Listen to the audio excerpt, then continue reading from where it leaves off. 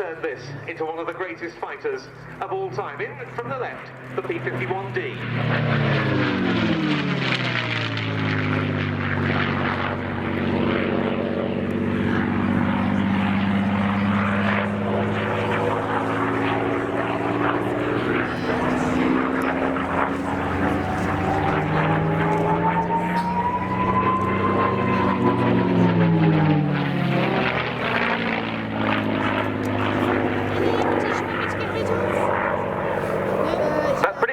Commission was headed by a civil servant named Sir Henry Self, grandfather, incidentally, of the author and columnist Will Self.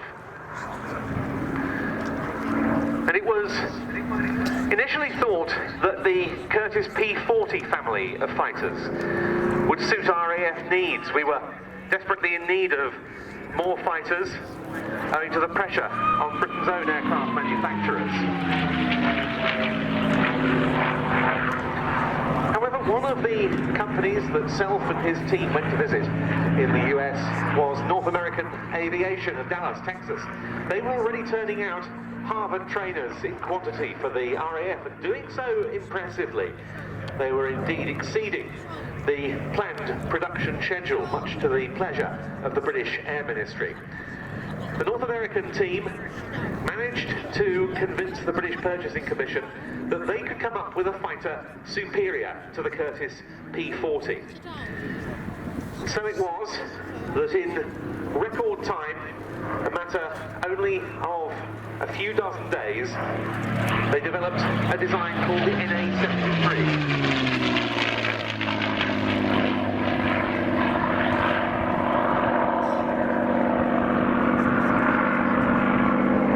It took to the air by the end of 1940, and very soon was heading for operational service. At that stage, the aircraft, which became known as the P-51 in US Army Air Force's service, was powered by the Allison V1710 engine, like the majority of Curtiss P-40s.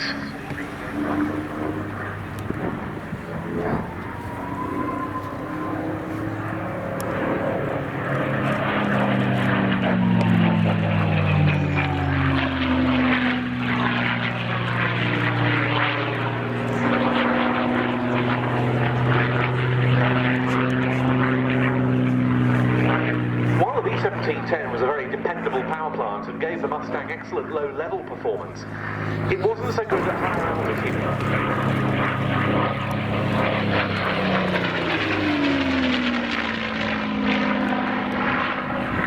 Parker, and the boss of that unit, Ian Campbell-Ord, felt that the combination of the Mustang airframe, which was extremely aerodynamically efficient, with the Rolls-Royce Merlin engine would produce a real winner. Conversion was undertaken. Parker test flew it again at Duxford. The result was an aeroplane transformed.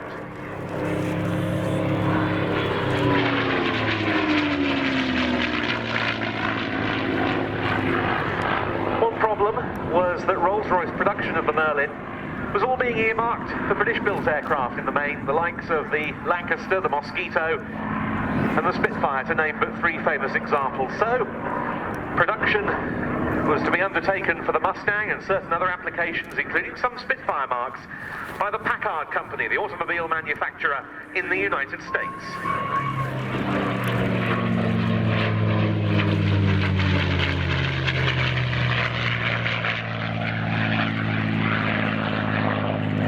And while the Allison engine Mustang can be fight as it is necessary and then return.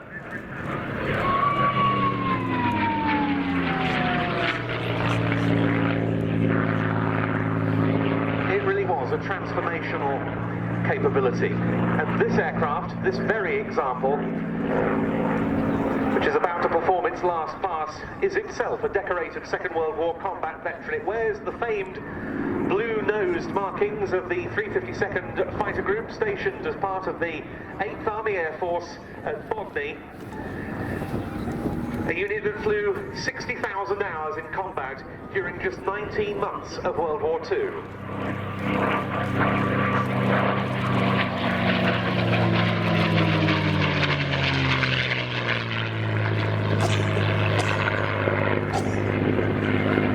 aircraft named Miss Helen notched up numerous combat sorties, including one on the 17th of April 1945 when it was by John Dodd.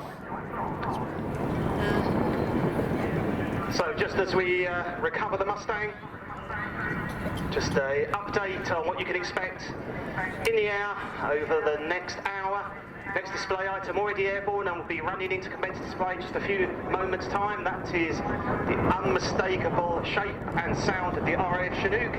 We're then going to follow that up with the Sea Fury. And then at 1:20, the Global Stars, two-ship formation team, will then hand over to the might of the Army for the